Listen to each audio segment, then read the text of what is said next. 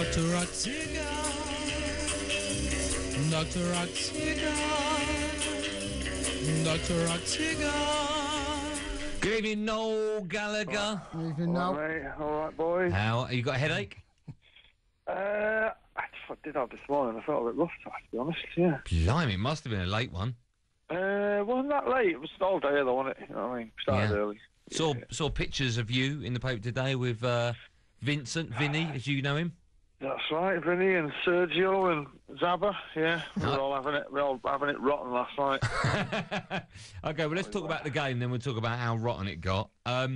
Were you worried at any stage whatsoever? And I say any stage, obviously, I mean at half time, that it was going to be one of those days again? I got to say, the only positive that we took at half time was that they'd scored early. I was against the game against Wigan last year, they scored in the last minute and it was over. So we were kind of thinking, well, at least they've scored early. But come out for the second half, and then we had tickets on the pitch side, the front row, and as it kind of got just before Yaya scored, it started raining.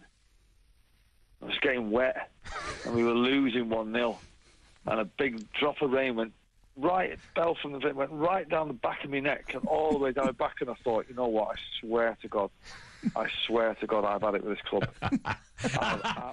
Yeah, what that? Right, and about 30 seconds later, Yaya banged it in the top corner. It was just like, what a goal that. Stop raining. You did feel as though that with the players on the pitch, and in the commentary, you probably don't know this, Noel, but the commentator did say with so much quality on the pitch, you can't help but think there's going to be a piece of magic somewhere. And, when I first saw the goal, I don't know what you think, I thought it was a cross. And then I've seen it again. He's absolutely meant it. Yeah, he's meant that. Because he caught, he's got, when he takes those free kicks, he's kind of got that bend on it. He knew what he was doing. That was the difference between yesterday and the cup final against Wigan, is we didn't even have the piece of magic against Wigan. None of the players who could produce the piece of magic turned up that day. But when you said, I actually thought Nasri's strike was better, to be honest. I was so right behind that. It was unbelievable. But I thought Sunderland and their fans were brilliant all day, and I thought Sunderland probably deserved the second goal in the end. I thought they were great, and it made for a great final. I've got to say, I don't know if it come across like on the TV, but it was great to be there. Is it a relief to get one trophy under the belt now? Done and dusted. Move on to the next one. Because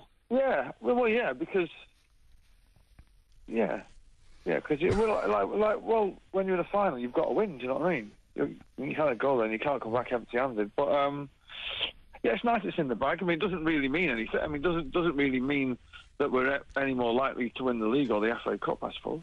It's about finding a way to win as well, isn't it? Because some games you don't play well, but it's about finding a way, and City found a way to win.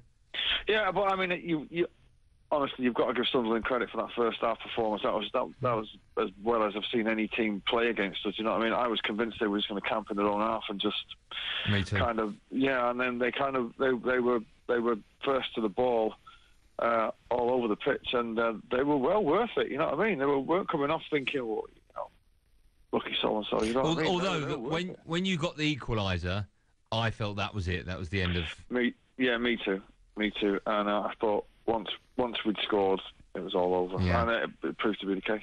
So the final whistle goes. What do you do then? Obviously, you need to dry off because that bit of rain's gone down your back. Do you go into the dressing room or what? No. I'll tell you what I do. I do 1,000 photographs for every person that's in the vicinity. Yeah. And for people who actually don't know how to work camera phones either, and so it takes me a while to get up to where we go, and then we went to the bar for a bit, and then we went back to the hotel where there was the players' reception. Can I just say to our listening audience, I know Noel pretty well now. He's joking. If you see him out, go and have a picture. Don't mind. He loves it. Honestly, and especially if you can't work the camera or you ask for an autograph and you don't have a pen, that's what he likes. Okay, well, if you are listening, listen, I have no problem in ruining your day. You actually come up to me in the street, Mr. Man in the street, and say, excuse me, mate, I'm a huge fan. I'll say, I don't care. I don't care. I don't care. I am not in the mood for it today. Can I ask you though? Last year when Wigan beat yous, but people still doing it. It's all right when you win. When you lose, it's worse. Yeah, unbelievable. Wigan fans, can I get a quick picture? No. Can I get a quick picture? Come on, mate. It's been a great day for us. I swear to God. Well, I'm amazed. Having said that, I'm amazed you mixed it with the common people. Why weren't you in a box?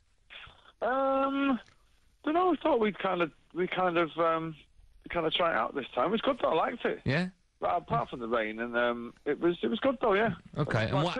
Well, you kind of. I've never been watched the game on the first row before. You kind of feel part of it, except every time we were kind of on the halfway line. So every time the ball goes at one or the other end, you constantly think it's just about to score, and then when you kind of see on the big screen, it's like, oh, they're just over the halfway line. Yeah. So you can't really see a great deal, but you do feel part of it. It's great. Yeah. So what happened when you went back to the hotel? They were all there, I'm guessing, and you spent the night with them or your pals or what?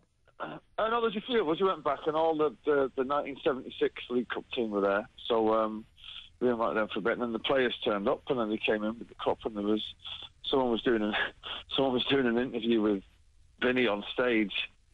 And they said, what a great day, blah, blah, blah. And Vinny's going, yes. And the woman said, is this the greatest day of your life? And we were like, we have won the league, You know what I mean? In the last second. Yeah, is this the greatest day of your life? And bless him, he's like, well, being the footballer. Well, they're all great days. We were like, no, it isn't. No, it isn't. Come on, man. But it was good, yeah. And we had they hung out there for a couple of hours, and then they all went off back up to Manchester, and we all went on. Did you not try and, maybe nick the trophy for a couple of hours, take it back home, or do you get excited when you see it? Not for...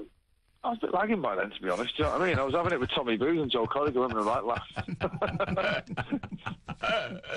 No, of course, it was your great day yesterday, but over the weekend, Liverpool took advantage, so did Chelsea. When you look at the league title race now, those 6 points gap between Chelsea and Man City, and Liverpool, of course, have overtaken... Oh, so let's talk Arsenal first. What have you made of their... Loss. Well, they're lost. The wheels have come off. All of a sudden, people... Well, the maths are brilliant now for the top three. Chelsea win all their games, they win the league. City win all their games, they win the league. Liverpool win all their games, they win the league. It's completely wide open. There couldn't be any more incentive for those top three teams to go out and win it. Do you know what I mean? Arsenal are relying on the other three teams, all three of them, to blow it, and that is not going to happen. 1, 2 might, but 3 aren't.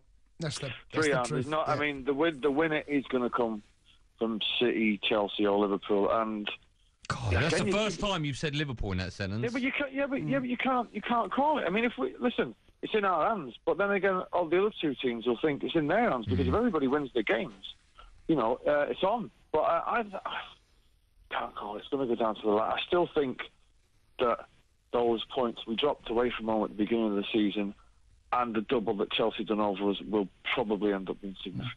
Well, it's a massive weekend coming up. Chelsea, the only side that actually play, of course, this weekend in the league.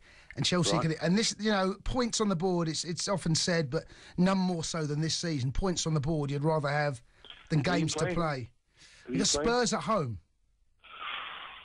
Yeah, we'll be praying for a draw or something. But Hold on. Will that be a tough game for Chelsea? Come on, honestly, will it? Chelsea should win, but it's a London derby. I'd be astonished if Spurs got anything out of that game. Well, there's going to be some twists and turns between now and the end of the season. It's not, as Noel said, a foregone conclusion. No, it's not. It ain't going to be. I think whoever wins it is going to win it by 4 points max. I don't think it's going to be one of those seasons. It's going to be very, very close, but. Well, it won't be Arsenal now, that's for sure. Do you think they'll definitely get top 4? Who? Arsenal, yeah. They should do. They should do, but Wenger again on Saturday, he's messing about with his team, and I don't know, they just seem to... I mean, they've gone on further this year than they usually do before the wheels come off, but it's just... it just seems to be a pattern that... with them, doesn't it? You know what I mean? It's a shame. I mean, I've got a few pals who are Arsenal fans and they're devastated. Do you think, Noel? Do you think if they don't finish in the top 4 and they don't come away with the trophy at the end of the season, that the right choice for Wenger to stay and extend his deal? I don't know, but I think if they don't finish in the top 4, that United and Arsenal should play the Charity Shield at Wembley and get a wooden spoon, I think. It'd be great if Arsenal finished fifth and you finished sixth. That'd be unbelievable. Yeah, or the other way around. Maybe for you, mate. I don't even like the laugh at the end of that as well. Let me ask you as well, while I've got you, I don't know if you're aware of it, well, part of it you are, but last week when it was announced that your old band, Oasis, when news was coming out that Definitely Maybe was going to be digitally remastered, were you aware that the majority of Oasis fans beforehand thought the announcement was going to be you're getting back together for a gig? Oh, yeah, because about 500 of them texted me. And did you reply to any of them? Oh, and I was ramping it up, saying, "Well, I couldn't possibly comment," But yeah, no, well, they reissuing it, I think people probably thought it was going to be a reissue, but people living up, but it ain't going to happen. So there. Okay. I'd love to get your thoughts on Alan Pardew, what he did at the weekend. Andy and I have been talking about it all night. They say it's a headbutt, it's a head flick as far as I'm concerned. Headbutt. But, Pellegrini's had his problems with him. What did you make of it? Fortunately, it's another one in a long list of things like that he pulls. Remember these things with Wenger and dancing in front of Wenger, and they've got Pellegrini, and he's just about blown his chance of ever getting the England job now. Who? Pardew. Of getting the England job? He was linked with it not that long ago. No, come on. Yeah, you never thought realistically that was going to happen, did you? Well, no, but what I'm saying is, it's like, listen, if Boy Hodgson gets it, I'll probably stand a good shout, But that's gonna weigh on him now. What should happen to him now?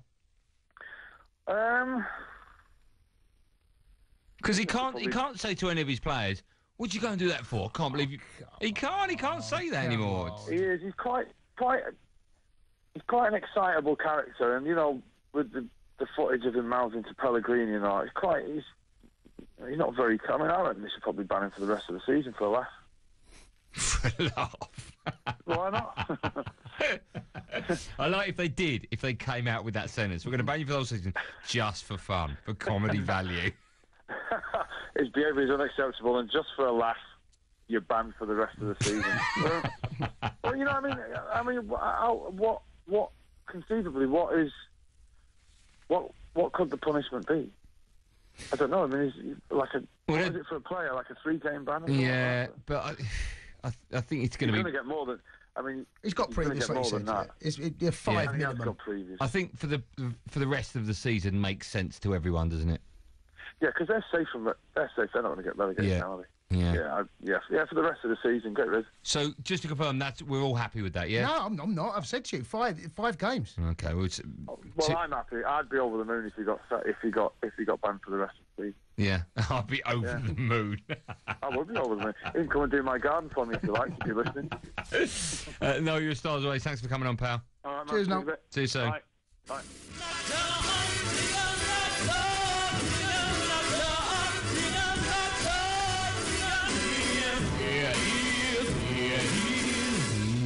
Andy Goldstein's Sports Bar. Weekday nights from 10 on Talksport.